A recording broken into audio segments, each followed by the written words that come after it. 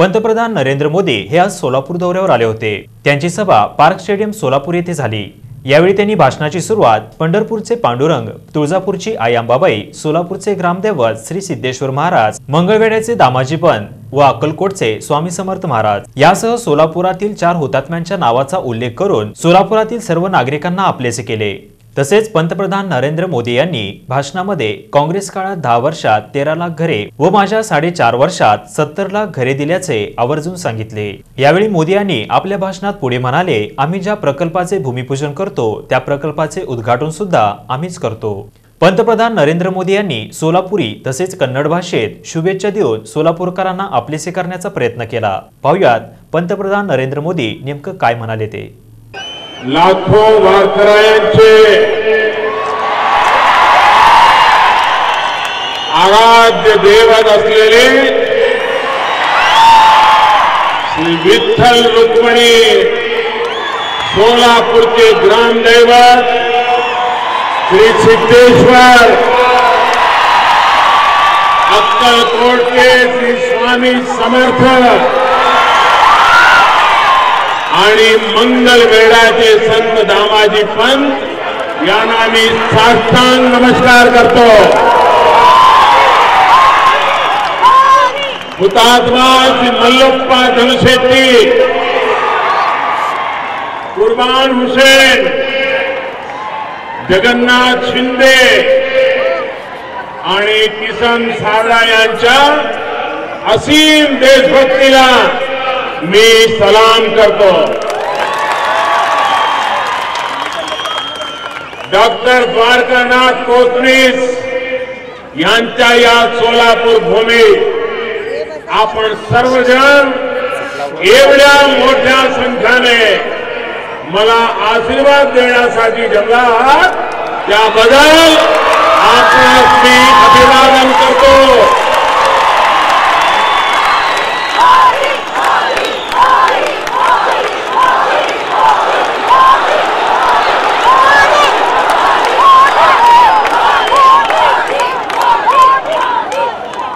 और भाइयों, हाल के वर्षों में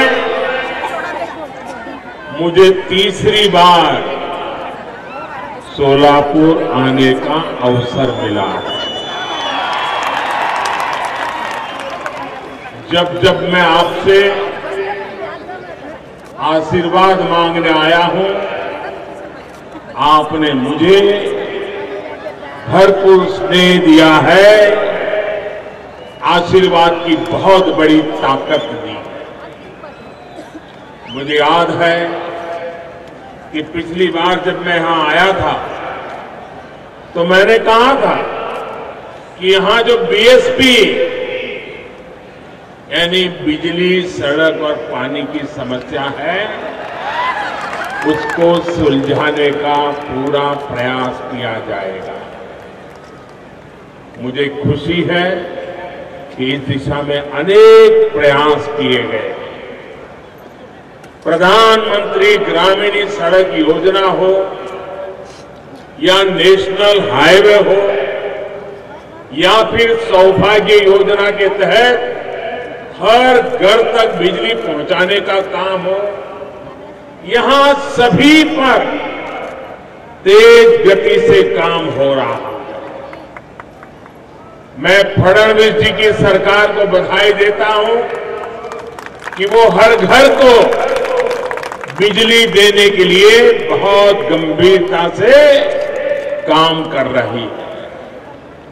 भाइयों और बहनों, आज इसी काम को और विस्तार देने के लिए फिर एक बार आपके बीच आया।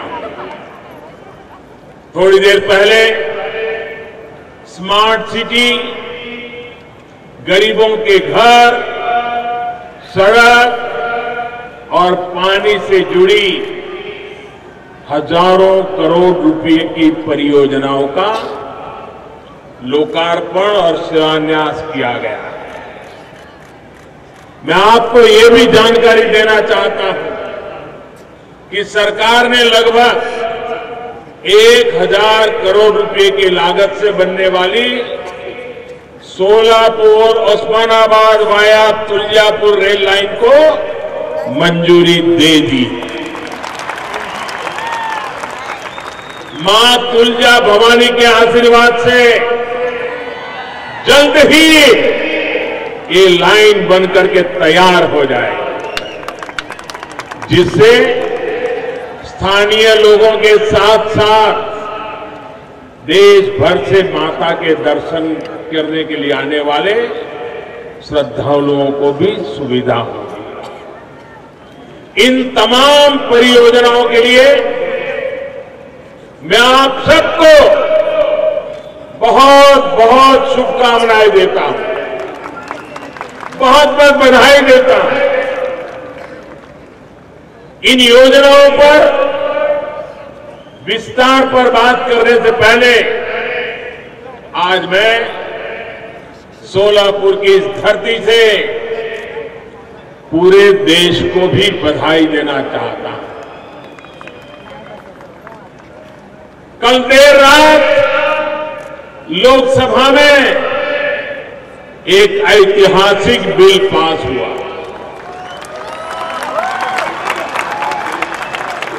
आपकी तालियों की आवाज से मुझे लग रहा है कि आप भी कल देर रात तक टीवी देखने के लिए बैठे थे।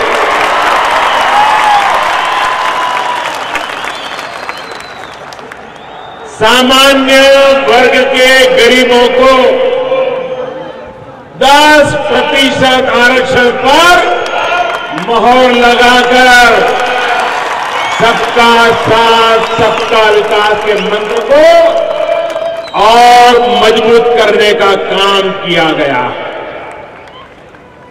हर वर्ग को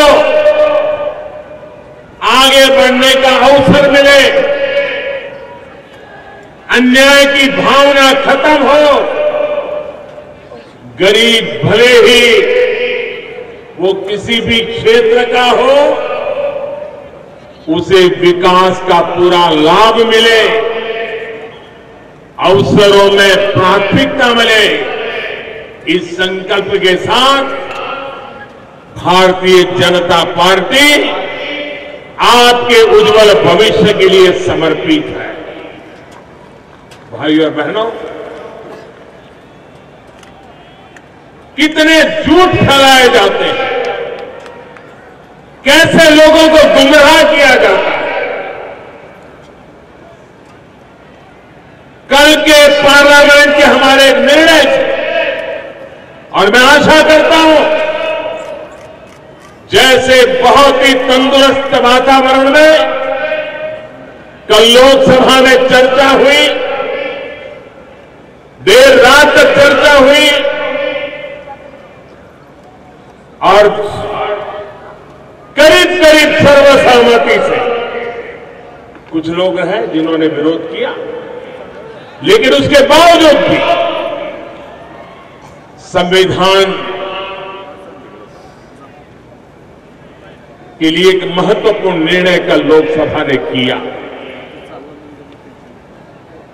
मैं आशा करता हूं आज राज्यसभा में, विशेष रूप से एक दिन के लिए राज्यसभा का समय बढ़ाया गया है, राज्यसभा में भी हमारे जितने जनप्रतिनिधि बैठे हैं वे भी इन जन भावनाओं का आदर करते हुए समाज की एकता और अखंडता को बल देने के लिए, सामाजिक न्याय की प्रक्रिया को आगे बढ़ाने के लिए अवश्य सकारात्मक चर्चा भी करेंगे और कल की तरह ही सुखद निर्णय भी तुरंत हो जाएगा, ऐसी मैं आशा करता हूं।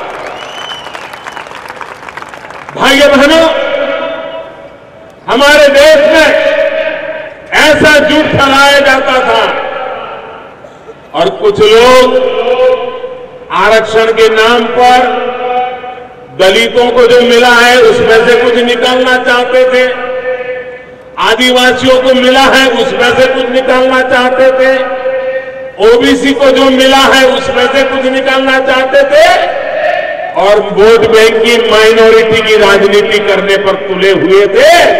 हमने दिखा दिया जो दलितों को मिलता है उसमें से कोई कुछ नहीं ले सकता है।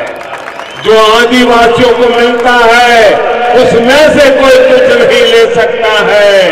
जो ओबीसी को मिलता है उसमें से कोई कुछ नहीं ले सकता है। ये अतिरिक्त 10% दे करके हम सबको न्याय देने की दिशा में काम किया और इसलिए हम इसका ले लेंगे उसका ले लेंगे। ये झूठ फैलाने वालों को कल दिल्ली में पार्लियामेंट ने ऐसा करारा जवाब दिया है, ऐसा उनके मुंह पर चोट मारी है कि अब झूठ फैलाने की उनकी ताकत नहीं बची। भाइयों और बहनों, इसके अलावा एक और महत्वपूर्ण एक बिल भी कल लोकसभा में पास हुआ। ये बिल भी भारत मां में आस्था रखने वाले हर व्यक्ति के लिए बहुत ही महत्वपूर्ण है। सिटीजनशिप अमेंडमेंट बिल के लोकसभा में पास होने के बाद पाकिस्तान, बांग्लादेश और अफगानिस्तान से आए हुए मां भारती के बेटे बेटियों को, भारत मां की जय बोलने वालों को, वंदे मातरम बोलने वालों को, इस देश की मिट्टी को प्यार करने वालों को भारत की नागरिकता का रास्ता साफ हो गया। इतिहास के तमाम उतार चढ़ाव देखने के बाद, तमाम अत्याचार सहने के बाद हमारे ये भाई बहन भारत मां के आंचल में जगह चाहते थे। उन्हें संरक्षण ये देना हर भारतीय का, भारत का दायित्व है और इस जिम्मेदारी को पूरा करने का काम भी भारतीय जनता पार्टी की दिल्ली की सरकार ने किया। साथियों, आजादी के बाद से दशकों में हर सरकार अपने अपने हिसाब से काम करती रही है, लेकिन जब भाजपा के नेतृत्व में यही कार्य होता है तो जमीन और जनता तक उसका असर पहुंचता है। भाइयों बहनों, कल जब ये कानून पारित हुआ है, संसद में लोकसभा ने अपना काम कर दिया है। मैं आशा करता हूं आज राज्यसभा भी हमारे देश को प्यार करने वाले लोगों के लिए अवश्य में आज भी राज्यसभा में इसको पारित करके लाखों लाखों परिवारों की जिंदगी बचाने का काम करेंगे। भाइयों बहनों, मैं विशेष रूप से आसाम के भाइयों बहनों को, नॉर्थ ईस्ट के भाइयों बहनों को विश्वास दिलाना चाहता हूं कि कल के इस निर्णय से असम हो, नॉर्थ ईस्ट हो, वहां के युवा हो, उनके अधिकारों को रत्ती भर भी आंच नहीं आने दूंगा। उनके अवसरों में कोई रुकावट पैदा नहीं होने दूंगा। ये मैं उनको विश्वास दिलाना चाहता हूं। भाइयों और बहनों, पहले की तुलना में जो बड़ा अंतर आया वो नियत का है। सही नियत के साथ आवश्यक नीति के निर्माण का है। टुकड़ों में सोचने के बजाय समग्रता और संपूर्णता के साथ फैसले लेने का है। राष्ट्रहित और जनहित में कड़े बड़े फैसले लेने का है, राजनीतिक इच्छा शक्ति का है। सबका साथ, सबका विकास हमारी सरकार की संस्कृति है, हमारे संस्कार है और यही हमारा सरोकार भी है, हमारी परंपरा भी है।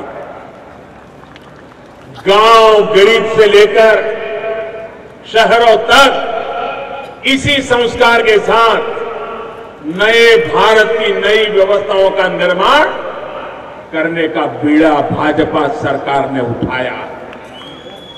जिस स्तर पर और जिस गति से काम हो रहा है, उससे सामान्य जीवन को आसान बनाने में भी तेजी आई। साथियों, इंफ्रास्ट्रक्चर का उदाहरण ले लीजिए। सोलापुर से उस्मानाबाद तक का यह नेशनल हाईवे 4 लेन का हो गया है और आज देश के लिए समर्पित भी हो गया है। करीब 1000 करोड़ रुपए के इस प्रोजेक्ट से हर वर्ग, हर संप्रदाय, हर क्षेत्र के लोगों को सुविधा होगी। साथियों, आजादी के बाद से 2014 तक देश में 90,000 किलोमीटर करीब नेशनल हाईवे थे और आज 4 साल के बाद 1,30,000 किलोमीटर से अधिक के हैं। बीते 4.5 वर्षों में ही करीब 40,000 किलोमीटर के नेशनल हाईवे जोड़े जा चुके हैं। इतना ही नहीं, लगभग 5.5 लाख करोड़ की लागत से करीब 52,000 किलोमीटर नेशनल हाईवे पर काम चल रहा है। भाइयों और बहनों, नेशनल हाईवे के प्रोजेक्ट स्थानीय लोगों के लिए रोजगार के भी बहुत बड़े साधन हैं। देश में नेशनल हाईवे का नेटवर्क तैयार करने के लिए जो भारतमाला योजना चल रही है, उसके तहत ही रोजगार के अनेक नए अवसरों का निर्माण हो। और जब मैं सोलापुर में शिलान्यास के लिए आया था, तब भी मैंने कहा था कि जिसका शिलान्यास हम करते हैं, उसका उद्घाटन भी हम ही करते हैं। हम दिखाने के लिए काम नहीं करते। पत्थर रख लो, चुनाव निकाल दो, फिर तुम्हारे घर हमारे घर। ये राजनेताओं ने जो संस्कृति बनाई थी, इसको हमने पूरी तरह खत्म कर दिया है। और मैं आज भी बताता हूं, ये 30,000 परिवारों के लिए जो घर बन रहे हैं ना, आज शिलान्यास हुआ है, चाबी देने के लिए हम ही आए।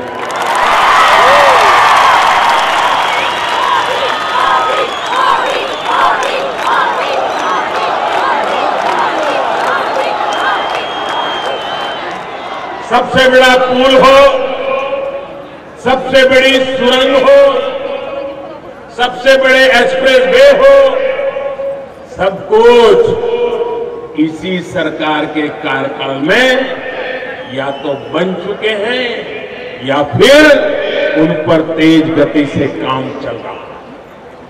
भाइयों और बहनों, ये सबसे बड़े और सबसे लंबे हैं, सिर्फ इसलिए उसका महत्व है ऐसा नहीं है, बल्कि ये इसलिए भी अहम है क्योंकि ये वहां बने हैं जहां स्थितियां मुश्किल थी, जहां काम आसान नहीं था।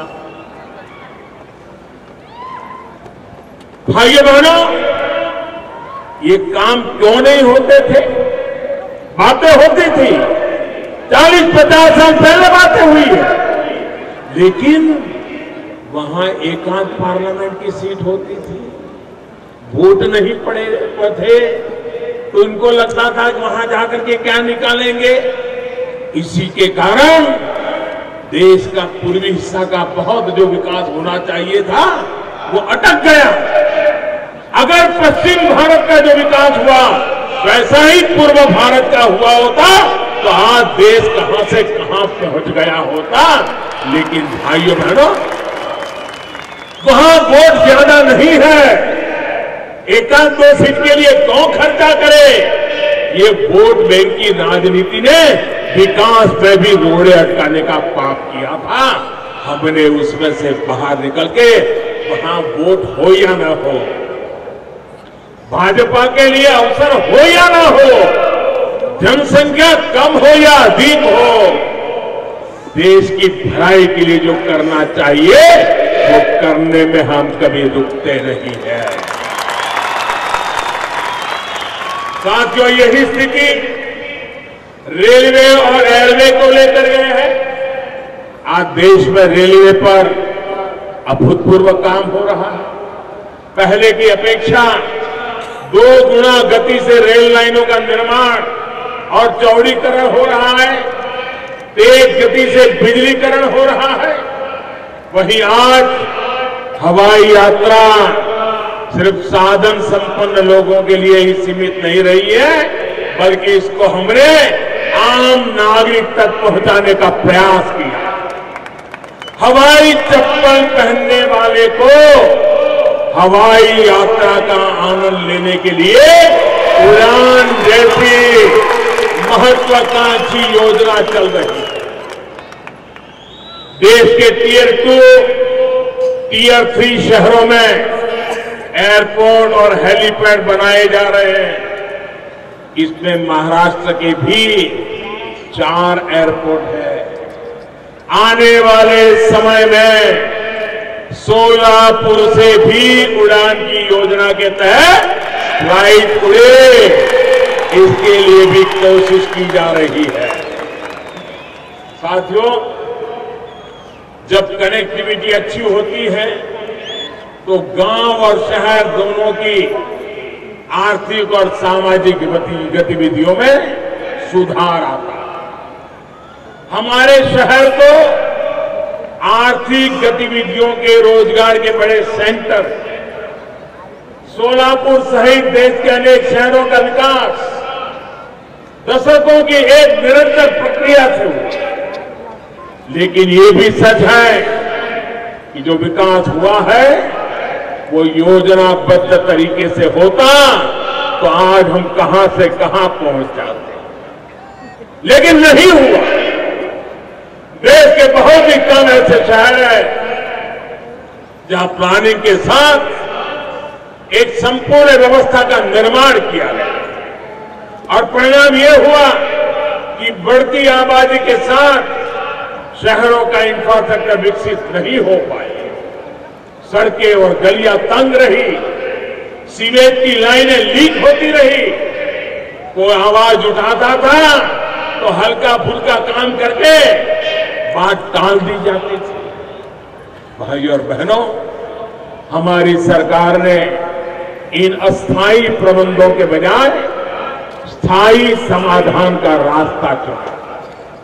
इसी सोच के तहत देश के 100 शहरों को स्मार्ट बनाने का एक मिशन चल रहा है, जिसमें ये हमारा सोलापुर भी है। इन शहरों में रहने वाले लोगों की राय से राज्य सरकार के साथ मिलकर जन भागीदारी की एक व्यापक मुहिम के बाद अपने शहरों को आधुनिक सुविधाओं से युक्त करने का बीड़ा हमने उठाया। हमारे इन प्रयासों की चर्चा अब दुनिया में है। हाल में एक अंतर्राष्ट्रीय एजेंसी की रिपोर्ट में ये बताया गया कि आने वाले दशकों में दुनिया में सबसे तेजी से विकसित होने वाले 10 शहरों में सभी 10 शहर भारत के होंगे।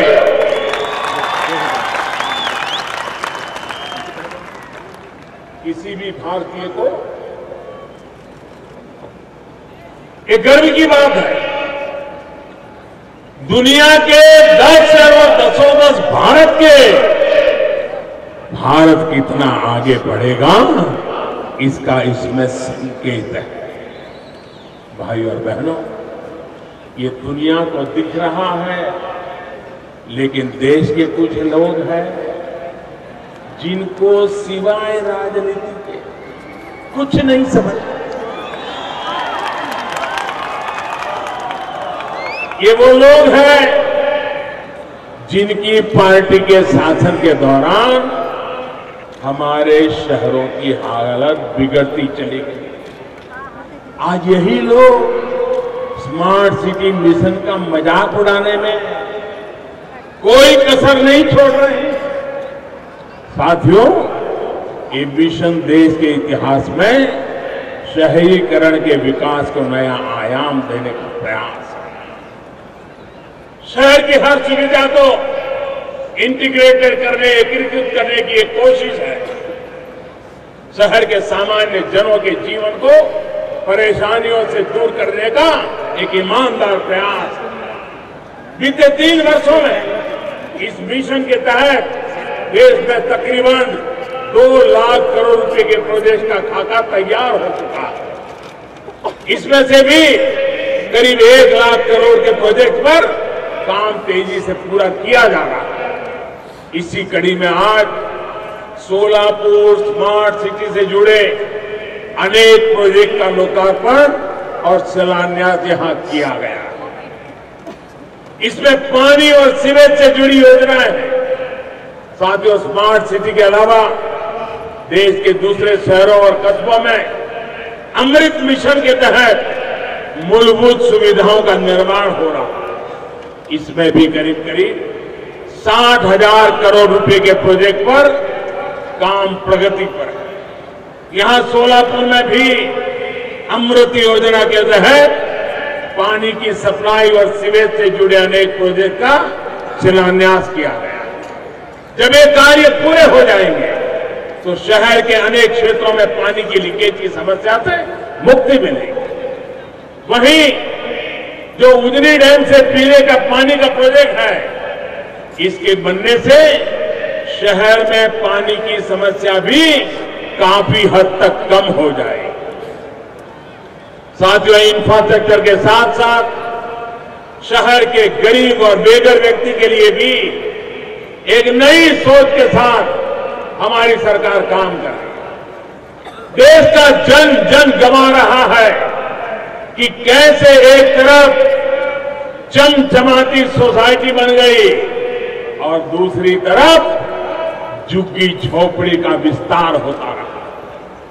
हमारे यहां व्यवस्था ऐसी रही कि जो घर बनाते हैं, कारखाने चलाते हैं, उद्योगों को ऊर्जा देते हैं, वो झुग्गियों में रहने को मजबूर हो गए।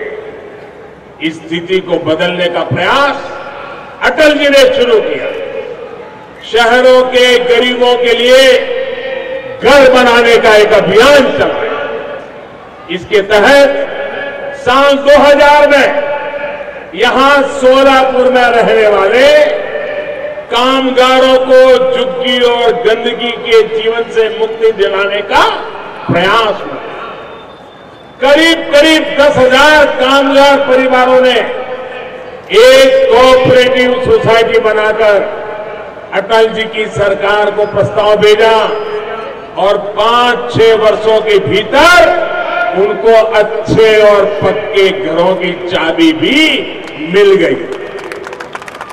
मुझे खुशी है, 18 वर्ष पहले जो काम अटल जी ने किया था, उसी को विस्तार देने का, आगे बढ़ाने का अवसर फिर एक बार हमारी सरकार को मिला। आज गरीब कामगार परिवारों के 30,000 घरों के प्रोजेक्ट का शिलान्यास यहां हुआ है। इसके जो लाभार्थी हैं, वो कारखाने में काम करते हैं, रिक्शा चलाते हैं, ऑटो चलाते हैं, रेहड़ी ठेले पर काम करते हैं। मैं आप सभी को विश्वास दिलाता हूं कि बहुत जल्द आपके हाथों में आप आपके अपने घर की चाबी होगी, ये मैं आपको विश्वास दिलाता हूं। भाइयों बहनों, ये विश्वास मैं आपको इसलिए दे पा रहा हूं कि बीते 4.5 वर्षों में प्रधानमंत्री आवास योजना शहरी, उसकी रफ्तार ने लाखों गरीब परिवारों के जीवन स्तर को ऊपर उठाया। शहरों में पहले कैसे घर बनते थे और अब कैसे घर बन रहे हैं, पहले सरकार किस गति से काम करती थी, हम किस गति से काम कर रहे हैं, आज थोड़ा मैं इसका भी उदाहरण देना चाहता हूं। साथियों, 2004 से 2014 के 10 साल दिल्ली में रिमोट कंट्रोल वाली सरकार चलती थी। 2004 से 2014 10 सालों में शहरों में रहने वाले गरीब भाई बहनों के लिए सिर्फ 13 लाख घर बनाने का कागज पर फैसला हुआ, कागज पे। और इसमें से 13 लाख यानी कुछ नहीं है इतने बड़े देश में, फिर भी वो निर्णय कागज पे हुआ। काम कितनों का हुआ? इतने बड़े देश में सिर्फ 8 लाख घरों का काम हुआ। 10 साल में 8 लाख, यानी 1 साल में 80,000। इतने बड़े देश में 1 साल में 80,000। ये मोदी सरकार देखिए, अकेले सोलापुर में 30,000। जबकि भाजपा सरकार के दौरान बीते 4.5 वर्षों में उनके समय 13 लाख कागज पे तय हुआ था, हमने 70 लाख 70 शहरी गरीबों के घरों को स्वीकृति दी जा चुकी। और अब तक 10 साल में जो नहीं कर पाए, हमने 4 साल में 14 लाख घर बना करके तैयार हो चुके हैं। इतना ही नहीं, जिस तेजी से काम चल रहा है, बहुत ही निकट भविष्य में 37 लाख घरों का काम और पूरा होने वाला है। सोचिए, उनका 10 साल का रिकॉर्ड और हमारे 4.5 साल का रिकॉर्ड, कितना जमीन आसमान का अंतर है। अगर उनकी गति से हम चलते तो आपके बच्चों के बच्चों के बच्चों का भी घर बनता कि नहीं बनता, हम कह नहीं सकते।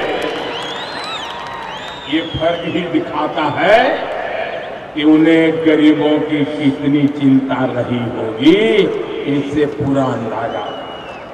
साथियों, हमारी सरकार शहर के गरीबों की नहीं, बल्कि यहां के मध्यम वर्ग की भी चिंता कर रही है।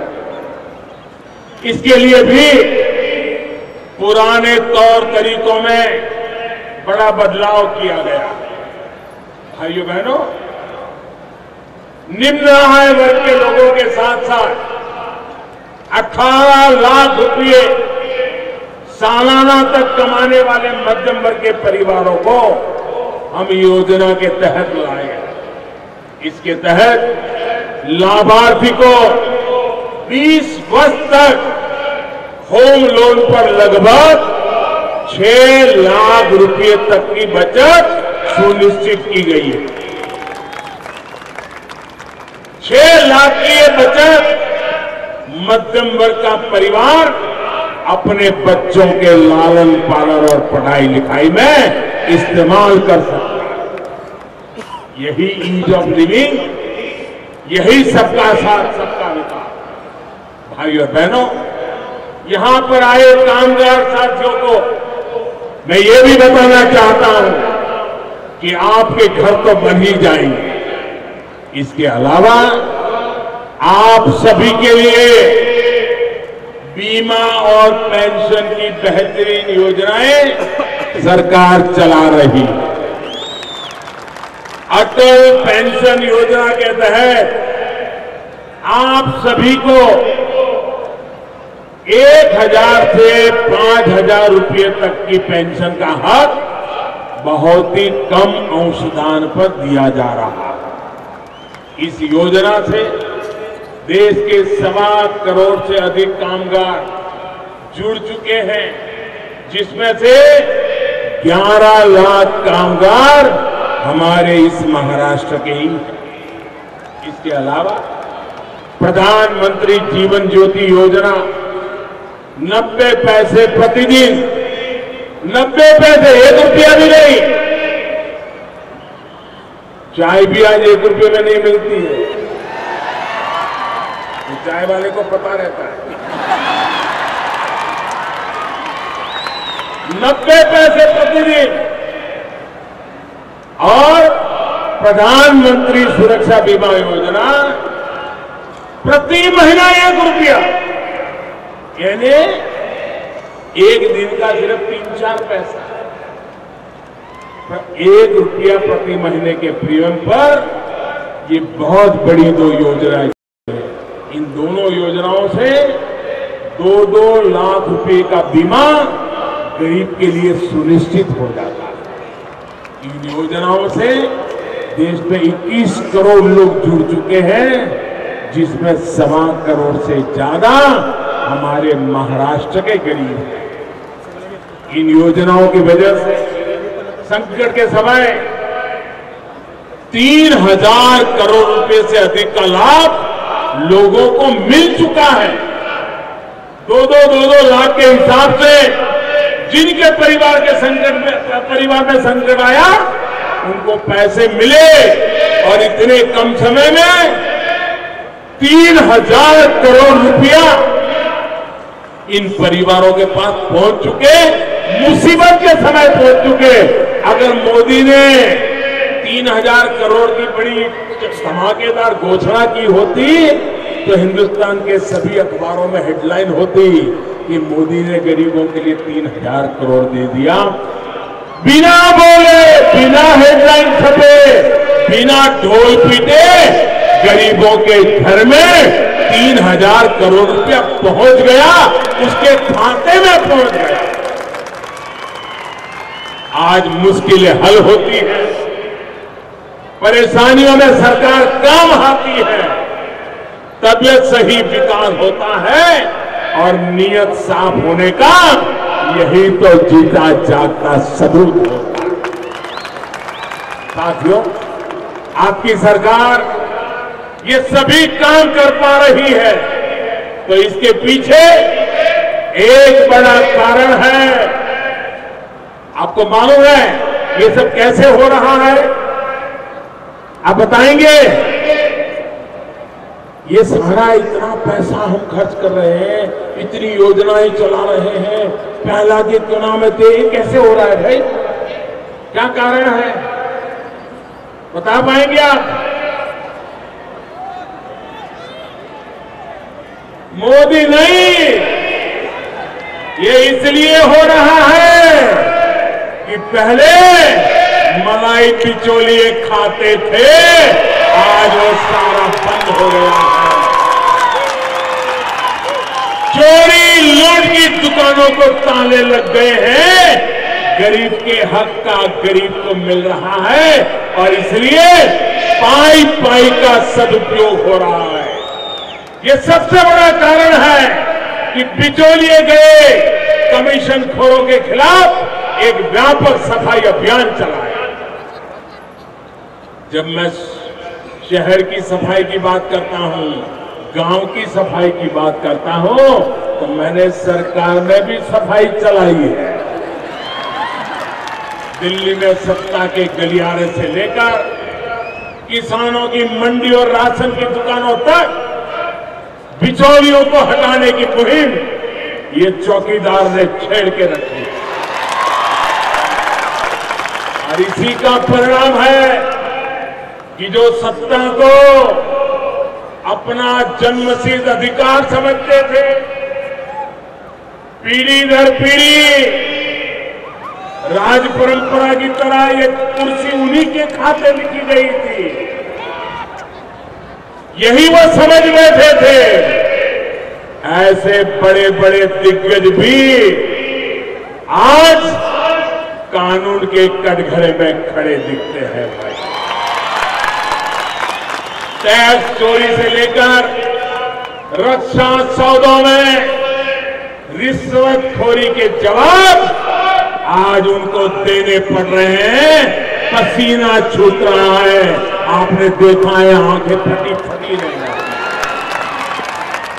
भाइयों बहनों, पहले की सरकार ने बिचौलियों के जिस कल्चर को सिस्टम का हिस्सा बना दिया, उन्होंने गरीबों का हक को छीना ही था। देश की सुरक्षा के साथ भी बहुत बड़ा खिलवाड़ किया। मैं कल अखबारों में देख रहा था कि हेलीकॉप्टर गोता लेके जिस बिचौलियों को सरकार खोज रही है, उन बिचौलियों में से एक को विदेश से उठा करके लाया गया, अभी जेल में बंद है। उसने एक चौंकाने वाला खुलासा किया है। मीडिया रिपोर्ट्स के मुताबिक वो सिर्फ हेलीकॉप्टर वाली डील में ही शामिल नहीं था, बल्कि पहले की सरकार के समय लड़ाकू विमानों का जो सौदा जा होता था, उसमें भी उसकी भूमिका थी। मीडिया वाले कह रहे हैं कि ये मिशेल मामा किसी दूसरी कंपनी के विमानों के लिए लॉबिंग कर रहा था। अब इस सवाल का जवाब मिलना जरूरी है कि कांग्रेस के नेता जो शोर अभी कर रहे हैं, उसका मिशेल मामा से क्या कनेक्शन है, ये कांग्रेस को जवाब देना पड़ेगा कि नहीं देना पड़ेगा? देना चाहिए कि नहीं देना चाहिए? ये मिशेल मामा से किसका नाता है बताना चाहिए कि नहीं बताना चाहिए? क्या बताइए, देश को लूटने देना चाहिए क्या? पाई पाई का हिसाब मांगना चाहिए कि नहीं मांगना चाहिए? चौकीदार ने अपना काम करना चाहिए कि नहीं करना चाहिए? चौकीदार ने जागना चाहिए कि सोना चाहिए? जागना चाहिए कि सोना चाहिए? चौकीदार हिम्मत के साथ आगे बढ़े कि न बढ़े? चौकीदार को आपके आशीर्वाद है कि नहीं है? आपके आशीर्वाद है, इसलिए चौकीदार लड़ रहा है, बड़े बड़े दिग्गजों के साथ।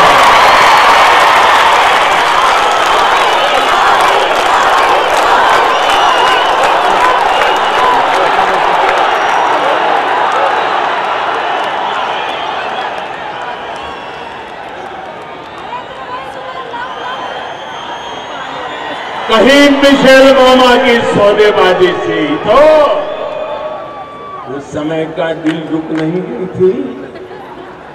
साथियों, इन तमाम सवालों का जवाब जांच एजेंसियों तो ढूंढ रही है, देश की जनता भी जवाब मांग रही है।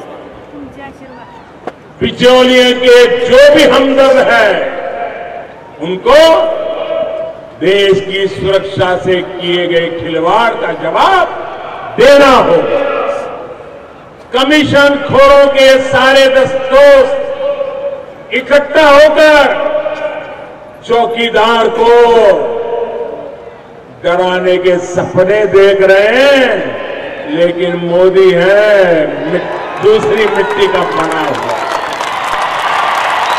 न उसे खरीद पाओगे, न उसे डरा पाओगे। इस देश के लिए वो पाई पाई का हिसाब लेके रहे। लेकिन मुझे पता है उनको बहुत निराशा हाथ लगने वाली,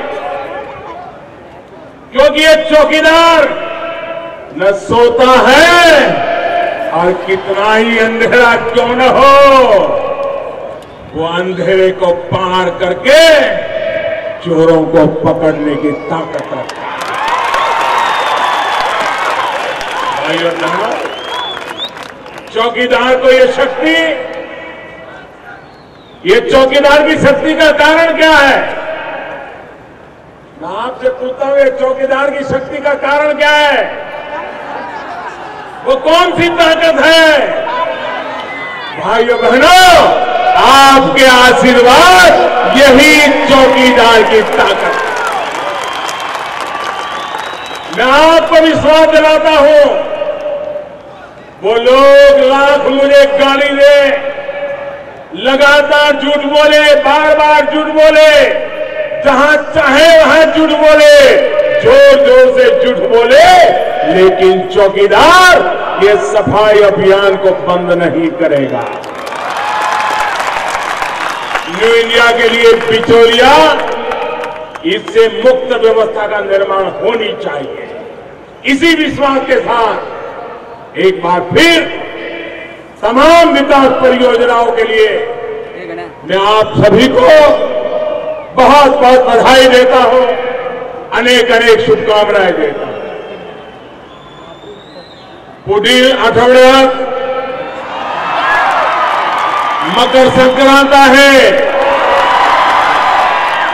मला कल्पना आहे की या काळात सोलापूरमध्ये श्री सिद्धरामेश्वरांची फार मोठी गड्ड्याची यात्रा भरते। मकर संक्रांत आणि गड्डा यात्रा निमित्त आपण सर्वांना मनःपूर्वक शुभेच्छा।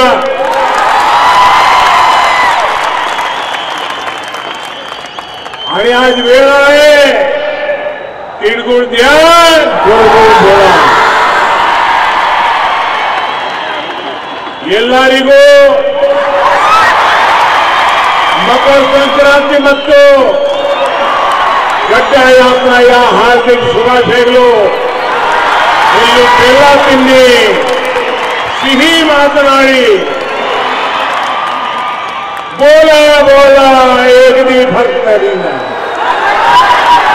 ಬೋಲ ಬೋಲ ಏಕದಿ ಭಕ್ತರಿಂದ, हर बोला हर। श्री सिद्धरामेश्वर महाराज की जय। बहुत बहुत धन्यवाद।